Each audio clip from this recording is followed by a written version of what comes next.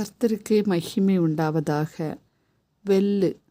ரோமர் 12ஆம் அதிகாரம் 21ஆம் வசனம். நீ தீமையினாலே வெல்லப்படாமல் தீமையை நன்மையினாலே வெல்லு. வெல்லு என்றால் வெற்றி பெறு என்று பொருள்படும். எதன் மேல் வெற்றி பெற வேண்டுமாம்?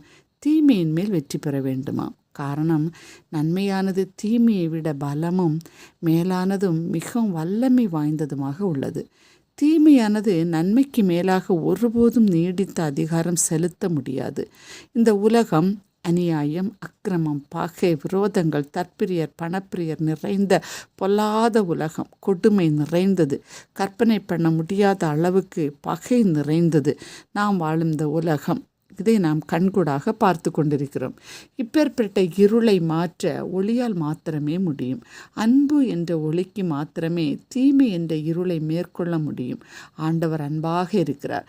தன்னை துன்பப்படுத்தி வேதனைப்படுத்தி கொடூர தீர்ப்பு அளித்த பகைவர்களையும் பார்த்து சிலுவையில் தொங்கும் கடைசி வேளையிலும், பிதாவே இவர்களுக்கு மன்னியும், தாங்கள் செய்கிறது இன்னதென்று அறியாதிருக்கிறார்களே என்று பிதாவிடம் பரிந்து பேசுகிறார். எவ்வளவு பெரிய அன்பு பாருங்கள். இயேசுவோடுள்ள 2 கள்வர்களில் ஒரு கள்ளன் தன் தவறை உணர்ந்து ராஜ்யத்தில் வரும்போது அடியனை நினைத்தருளும் என்று தனது இருள் மாற வேண்டிய போது உடனே நீ இன்றைக்கு என்னுடனே கூட பரதீசில் இருப்பாய் என்று கூறி இளைப்பாறுதலுக்குள் பிரவேசிக்கும் சிலாக்கியத்தை கொடுத்த அன்பின் நன்மை எப்பேற்பட்டது என்பதை நாம் மனதில் உட்கொள்ள வேண்டும். அன்பரே, வேதவசனம் கூறுகிறது, மனுஷர் உங்கள் நற்கிரியைகளை கண்டு பரலோகத்தில் இருக்கிற உங்கள் பிதா மகிமைப்படும்படி உங்கள் வெளிச்சம் அவர்களுக்கு முன்பாக பிரகாசிக்க கடவுது.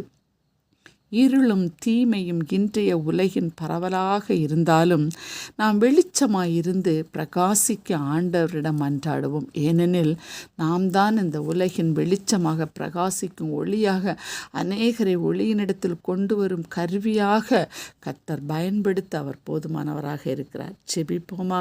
அன்புள்ள இயேசு சுவாமி, இந்த நல்ல நாளுக்காக உமக்கு நன்றி கூறுகிறோம். நீர் தந்த வார்த்தைக்காக உமக்கு நன்றி.